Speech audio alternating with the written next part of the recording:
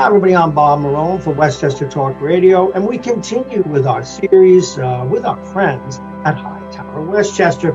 And today we're with Peter Lang once again, the Managing Director and Partner at Hightower, Westchester. Today, the topic is estate planning mashup, he calls it, the estate planning mashup. So what do you mean by that, Peter? Bob, it's great to be with you again. Always. What I wanted to talk about, my term mashup really was in terms of, instead of saying miscellaneous. As we've done, you and I have done other of these video podcasts, on different types of estate planning topics. As I was putting this together, there were a whole bunch of I'm going to call them smaller topics that didn't quite seem enough to stand on their own. So hence the mashup. I see. Continue, please. So let's start with one topic that I think people, when people are drafting, their wills or trusts, they kind of almost gloss over and think that, it's almost a toss. And it's like, okay, who do you choose to be the executor or executrix, right? Who is going to be that person that you are going to ask to step in when you pass away to oversee the administration of your estate, right? And they think it's just, it's not a big deal. It's easy. And I don't think most people realize the amount of time and effort that goes into it. And let's just say, if you're married, husband, wife, choosing your first executor, if you will, is pretty easy. Husband and wife would typically choose the other, right? The first spouse passes away, the surviving spouse becomes the executor. And that's pretty easy because usually the estate is relatively easy at that point. All of the assets are going from one spouse to the other spouse. There could be some trust set up depending on the documents that are drawn up. So there could be a little bit of work, but it's not really that involved, right? Where it gets more confusing is certainly in a second marriage when you've got a blended family. And for simplicity's sake, I'm not really going to touch on that because that's a whole nother area to talk about. But so let's just assume that it's, first marriage, spouse passes away. But it's when the second spouse passes away that it becomes more complicated. Okay, so now the assets need to be passed down to the next generation, right? So now the role of executor gets a lot more confusing. There might be some property, a house that needs to be sold. There are collections. There's stuff to distribute, in mom and dad's house kind of thing. Kind of like we have this, and I don't, mean this, jokingly, in the Army had a saying in the 80s, it's not just a job, it's an adventure. What makes it more complicated than combat? Look, I don't want to compare this to the Army. All due respect to our people in the armed forces. Again, it's not that it's combat here, but there's just so much involved. There's, first and foremost, there's estate taxes, right? Estate tax filing, may or may not need to be done, but if it has to be done, it has to be filed within 9 months of date of death. So that's a very short period of time. Someone passes away in January, the estate taxes are due in, September, October. That's a very short time period. Now, parts of the estate tax are valuation of the assets. Now, for instance, that means all of the client's security, stocks, bonds, et cetera, have to be valued. Now, for us, that's very easy. We can usually turn around an estate evaluation, typically to a client, within about a week. Very quick. But now imagine you've got a house, you've got collectibles, you've got artwork. Those require appraisals to be done. That's a little bit different. That gets a little bit more complicated.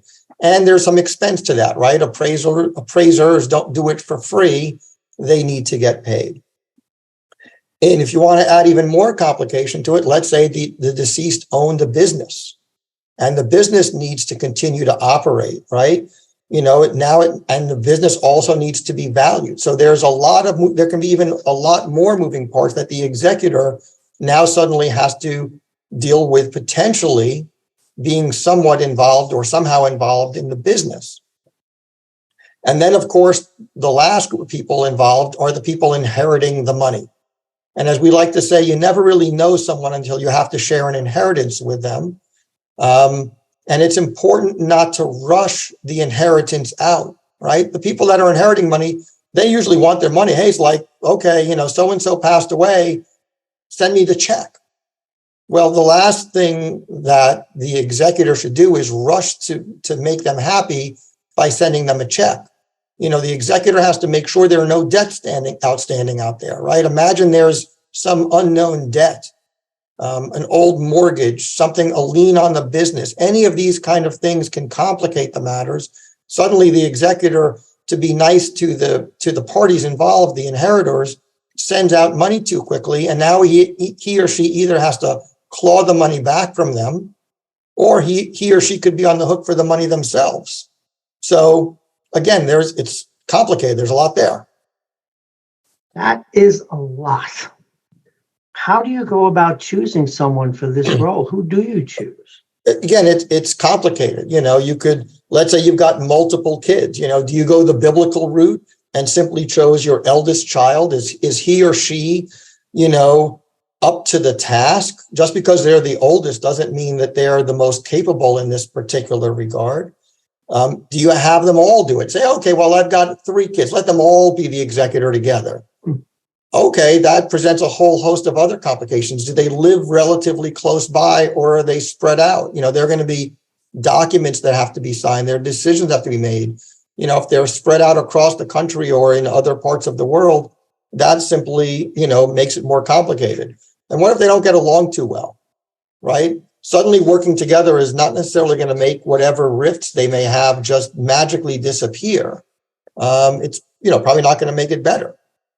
It's one thing I would say to say, okay, well, I've got, 2, 3 kids. I want to divide everything evenly, right? That's kind of easy to do, and to say, okay, I don't have a favorite child. I love them all, and everyone's going to get, an equal share. That's great. But you have to be realistic about who is the one that's most capable of carrying out, the role of being the executor. And if you don't have kids and you have no spouse, then who are you picking, right? Again, this is, as I've described, this is kind of a thankless task. And you are paid for your efforts, right? All states have a statutory amount that an executor is paid. So it's not like they're doing this for free. There is financial remuneration for them. But if you're going to choose a friend, as an example, you might want to ask them, do they really want to do it? Yes, the money might be nice for them. They might appreciate the money, but do they really want to do it? And then, of course, the last option is a professional trustee or a trust company, right? The positive is they know what they're doing. They know how to do this. They do this all the time. They've got a process down pat. But the issue is they don't necessarily know the parties. So it could, that's another issue on choosing a professional trust company to handle the administration of the trust. But it could be a great solution.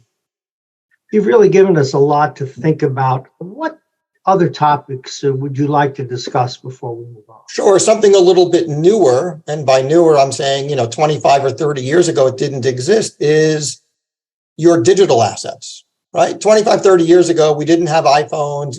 Yes, we had computers, but we didn't have all of our lives weren't lived online, be it Facebook or any other social media or any of the other, apps you're using or bill paying or any of these things, right? So it was easy, you kept your valuable documents, 30, 40 years ago in a safe deposit box at the bank, right? You passed away. It wasn't really difficult. You'd have to get some court documents to go with you. You get the key, permission, boom, you could open up someone's safe deposit box. You can take out the valuable assets, jewelry, collectibles, whatever is in their deeds, and you could deal with it, right? So you knew where it was. It was pretty easy. But now you've got everyone is living their lives digitally online. Well, where do you put your passwords? Everyone says, don't write on your passwords. Don't use the same password. Use a password manager. Well, but somebody still needs to know where to find that information, right? What if you've got bill paying going on? Someone needs to put a halt to that. You don't want to keep paying your Verizon bill months and months and months after you passed away when you've canceled your phone service. You're going to need access to that. What about if there's money online in a Venmo or PayPal or any of these other kind of online accounts? Someone needs to get this information. It's not just, your photos that you might have stored online in some sort of, photo storage online. But it's all of these other things, so it's important to, keep your passwords in a safe and secure location and make sure that somebody knows where they are. So that way these things can be taken care of for you. Again, people, this is new. And, again, 20, 30 years new, but it's new. And so people need to start thinking about these things. These are all very good points, and I'm sure many people don't think about those intangibles. What else do you have for us today? Sure. What about, let's say, you don't have any family, you're single, you have no family, not married, no kids, what about leaving, money, do you skip doing a will saying, yeah, whatever, I don't have anybody, let the court sort it out? Or, do you think about, leaving it to a friend or to charity, right? Both are wonderful things to do, but it can also get sometimes a little trickier leaving money to friends. Other people can come out of the woodwork and contest the will and can get kind of messy. So that's why you always want to have a will so that your wishes are carried out. Of course, there's always what I call your community or charity, leaving money there. You were involved, if you were involved for years and years at the local, whatever, fill in the blank, your church or synagogue or a food pantry or community center, maybe leaving some money to them, to leave your legacy to them might also be nice. And leaving your estate, to friends can also be very enriching to them as well. Maybe they're in a hard place and this will make all the difference to them. We say there's a tradition at Jewish funerals that the attendees will fill the grave in after the body has been lowered. And it's considered the ultimate mitzvah or the ultimate good deed because it's the one that can never be repaid. So too is leaving, money to your friend or family or charity. I like that one, the mitzvah. You can leave me money anytime, Peter. Okay, now, you've given us an awful lot to think about. You weren't kidding about mash it up. Nope. I think my head's going to explode, Okay. but it does remind us all how important these things are. Yep. Any last topics? Well, one last topic, and this one usually gets a little bit of a smile or a laugh from people is, what about your pets?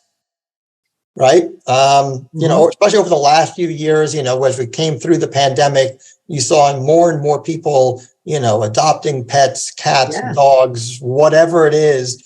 It's like, okay, we don't always think about them, but okay, you pass away. What happens to your dog or your cat? Do you just want your fur baby to go to the pound? Or would you rather, they go to a friend? Is your friend, if you have a friend that is willing to take on your cat, your dog, your whatever kind of animal you have, are they good with that? There's always the old famous story about Leona Helmsley, who left, millions of dollars to her dog Trouble, as opposed to leaving money to anybody else. So, if you have a friend that wants to take on that responsibility, do you want to also give them a little bit of money? Pets aren't cheap. Yes, you can go the route of doing a whole trust for the pet, and maybe that's a little bit of overkill, but maybe leaving your friend a little bit of money along with, the dog or cat or other animal, might kind of make everybody a little happier knowing that so-and-so is going to be taken care of. Peter, what's interesting about this is I have been, and I can endorse what you are putting forward. I have been, in fact, right now I'm an executor, and it's the second time in my life I have been an executor. And one of the things I have learned, and this is for myself and anyone else listening, make an estate plan. It will give you peace of mind. It really will. It will avoid all of the possible complications and permutations that evolve. You'll sleep better, and you will get a chance to take care of those in your life you really want to, as well as those little pets of yours. Peter, another great job. We've been talking with Peter Lang, Managing Director and Partner at Hightower, Westchester. You always hit it out of the park, sir. Thank you very, very much. Thanks, Bob. Hightower Westchester is a group of investment professionals registered with Hightower Securities LLC, member FINRA and SIPC, and with Hightower Advisors LLC, a registered investment advisor with the SEC. Securities are offered through Hightower Securities LLC. Advisory services are offered through Hightower Advisors LLC. This is not an offer to buy or sell securities. No investment process is free of risk, and there is no guarantee that the investment process or the investment opportunities referenced herein will be profitable. Past performance is not indicative of current or future performance and is not a guarantee. The investment opportunities referenced herein may not be suitable for all investors. All data and information referenced herein are from sources believed to be reliable. Any opinions, news, research, analyses, prices, or other information contained in this research is provided as a general market commentary. It does not constitute investment advice. Hightower Westchester and Hightower shall not in any way be liable for claims and make no expressed or implied representations or warranties as to the accuracy or completeness of the data and other information, or for statements or errors contained in or omissions from the obtained data and information referenced herein. The data and information are provided as of the date referenced. Such data and information are subject to change without notice. This podcast was created for informational purposes only. The opinions expressed are solely those of Hightower Westchester and do not represent those of Hightower Advisors LLC or any of its affiliates. Hightower Advisors do not provide tax or legal advice. This material was not intended or written to be used or presented to any entity as tax advice or tax information. Tax laws vary based on the client's individual circumstances and can change at any time without notice. Clients are urged to consult their tax or legal advisor before establishing a retirement plan.